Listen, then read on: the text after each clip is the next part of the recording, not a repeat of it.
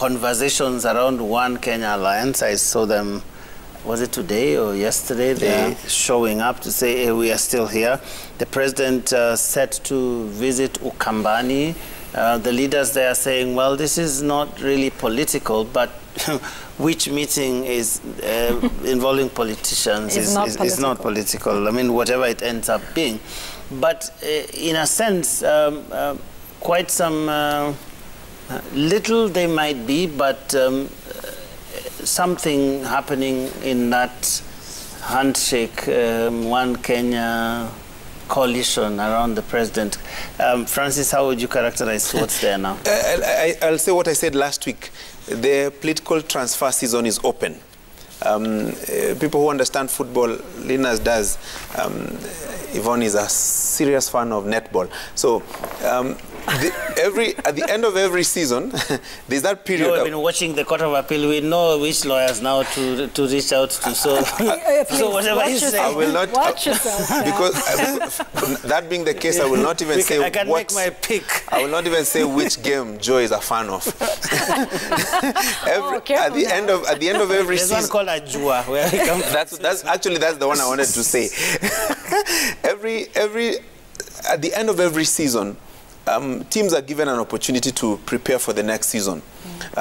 Some players will move from one team to another, some at very high prices, some on free transfers, some on loan. And so this is also a season where some teams that are huge opponents of each other will poach players from across board. And that is basically what is happening in the political scene as we see. Give you an example. The woman representative in my county, Gadoni Wamushamba, today was being received. It was like a homecoming ceremony for her in Karen. And ordinarily... I thought homecoming would be in Kiambu, but... Yeah. Ordinarily, you would not expect it. Why do I say so? Because she was one of the harsh critics of the deputy president.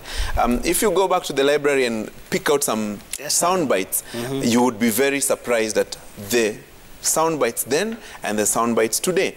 Because this is the season of political movement, so to say. And the justification will always be, my people have said. Even though we know these movements largely are about personal interest first and where you think you're heading to and how you think you'll get there, the political vehicle of choice, so to say. Number one. Number two, talk about the One Kenya Alliance. They've been on a lull since the BBI process got into some, into some turmoil, so to say, in courts and everything else. But I suspect what the One Kenya Alliance is doing, and the discussion we had last week about a Jubilee Orange union, I see it a metamorphosis of what we saw in 2002. A super alliance of sorts.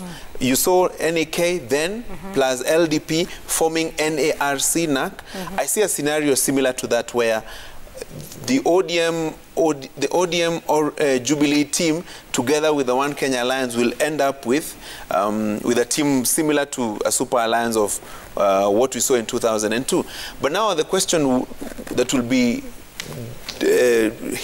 bigger next is who flies the super alliance's flag in the 2022 presidential contest. Because either way, unless they have agreed in principle on some certain things and even drawn an MOU of sorts that this is how we are going to do it, you will end up with the same discussion we had last week.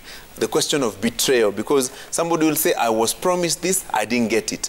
And it is not a new thing. I think betrayal is the political currency in our country. I mean, those pledges, promises, and you're talking about them they're made so eloquently. Right, and you're talking about them having an MOU and some sort of understanding that unless they do, yet we have seen that is always the bone of contention, who will fly the flag.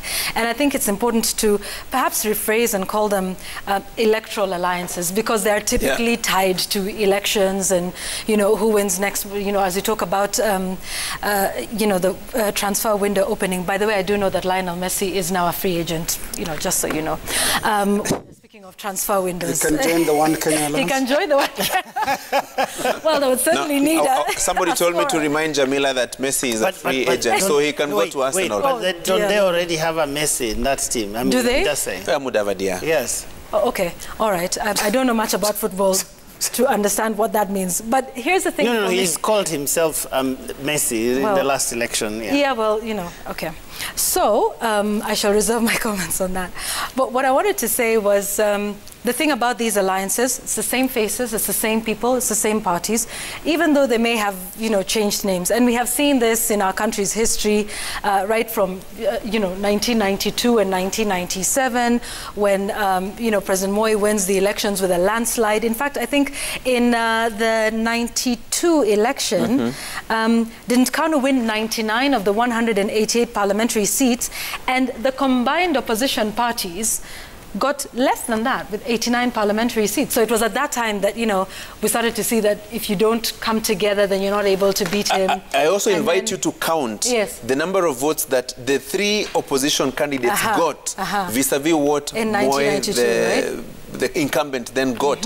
And you will realize that the opposition had more than twice the number of votes that Moi had. It's what informed the 50+1. Absolutely, yes. You know, to have a super majority. But like I said, same faces, same people, same parties. And here's the interesting thing they all say. Right? I think it was Kalonzo Musyoka, the head of Wiper, who said, and I quote, when they launched it in March, "We are ready to give Kenyans a breath of fresh air, traverse the entire country and reach out to all Kenyans to roll out a vision of a united, secure nation." In September, before the 2017 election, the year before the election, when now all of the parties, you know, merged into one, they said the party would unify Kenyans across ethnic lines. When we had the NASA coalition coming, we had similar claims of unifying the country. When we had the handshake in March of 2018, the rallying call was, we're doing this to unify the country. Do you see a trend here? You missed the hat exchange. What was the hat exchange in Nakuru? And it's in 2013, and the merging of 14 political parties. Once again, to do what? To unify the country. So this unity is as elusive as the Luya one. Now, I'll take you back, Yvonne, because using political parties or using unity as an excuse to put together a political formation started with KANU. KANU used to say we have to remain a single party state so that we can remain united. But the one thing that really cannot be overemphasized is what all these events pre-election say about the state of our party politics. It only tells us that what we have are not serious political parties, but loose organizations that are used as simple election vehicles. And this discovery, and Francis, you pointed out correctly, was made in 2002 because after 10 years of trying to dislodge President Daniel Arap Moi, opposition figures just discovered that, look, you can't actually hack it alone. Now, that realization is also dawning on the One Kenya Alliance leaders, which is why you see Musalia Mudavadi, Kalonzo Musyoka, and Gideon Moi, Moses Wetangula. They know very well, and some of them have tried. Kalonzo Musyoka in 2007 went on his own and he said atapita katikati. And he did. He actually did in a way, because he became he vice ended president. up vice president, courtesy, we are told, the late Chris Kirubi. And then Musalia Mudavadi tried in 2013, came third. At some point during the voting, rejected votes were really ahead of him, if you remember. So they do know it doesn't work if you go it alone. And that is why, but they're not also secure enough to trust each other in one party. And there's something that will worsen that, and that is the story of Jubilee. Remember in 2013, Jubilee was actually a coalition of TNA and URP. Then in 2017, they decided, President Uhuru Kenyatta and Deputy President William Ruto said, no, let's have one party. And it actually became Jubilee as a party, not as an alliance. Well, it had allies on the sides as well. But Jubilee came as a party that collapsed URP and TNA. So that was tried. But look at where we are right now. URP has resurfaced as UDA. And Jubilee nearly changed name to Kieleweke at some point.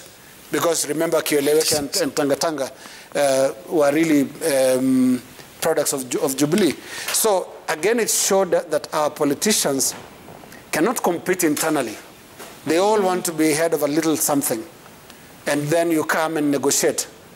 Because really, let's face it, when they talk of coalitions, when did they consult their party membership? Was there a national delegates conference? Yes. For Wiper, when did Ford Kenya approve, ANC? The One Kenya Alliance, or Wiper, or KANU, or all these parties? Yeah. We have a problem at the party level, and that's why we are going into another election, which will be very similar to the last the last three actually from 2002. So we'll have a governing coalition made up of people who would otherwise not agree, except on the fact that when they put together their numbers, they can cross the line. And that's interesting because, I mean, coalitions usually presuppose that there are certain basics or fundamentals that you agree on, and those are usually laid on the table, that we agree on this and the other one. So actually, even when you form government, then you're implementing some kind of an amalgam of the two platforms. I mean, everybody gives a little, takes a little, so that it's no one, because you couldn't get the numbers, so you have to take a little bit from my program and your program, and then we try and get some sort of a middle ground. I don't think that's what... Which is why it failed in 2003. Remember, they came together, and one of the things was to have a new constitution in 100 days. And a number of other things that they agreed to, and that quickly fell apart, and it was 2.5 years at least of some serious discordance within that coalition. So that is the only one today that has succeeded in terms of winning. It went all the way up to the election. And which went all the way up to the election. But it went all the way up till 2005 when there was the referendum, and then that I guess solidified the divorce between them. But you see, you win, and then even after that, you can't agree on those policies. And the number one thing they cannot seem to agree on is who is the presidential candidate.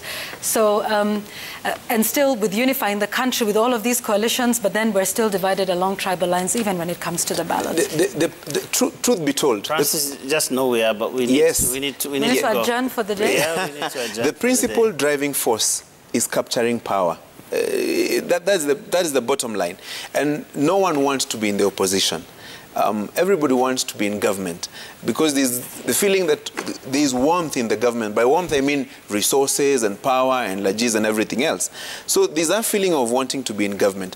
And the Constitution of Kenya 2010 made it even more difficult for anyone to become president just like that. I mean, you have to get 50% plus one vote of the total votes cast in that election. IEBC say they want to have a voter register with about 25 million registered voters. Suppose even 20 million people turn up to vote. You're talking about somebody, a coalition or a team that can get at least 10 million votes. Wow. You're also talking about a team that can get at least 25% of the votes cast in not less than 24 counties. So that makes it even more appealing for a coalition. And don't be surprised if, for example, people agree, let's agree, so-and-so will be the presidential candidate, but how are we sharing government? How are we sharing power? And the bigger challenge normally is in that sharing of power, because you're agreeing on how to share the antelope once it has been hunted. What if it gets there and somebody decides by there you are to get this part, but because of the number of votes that, a number of parliamentary seats that you got from your region, you will get this. You will see friction. And That is the bottom line. It's the battle for power and the government resources and everything else that is related. Pure and simple. All right, we need to take this home. Jamila usually would tell us that. And tonight we start with Yvonne's take.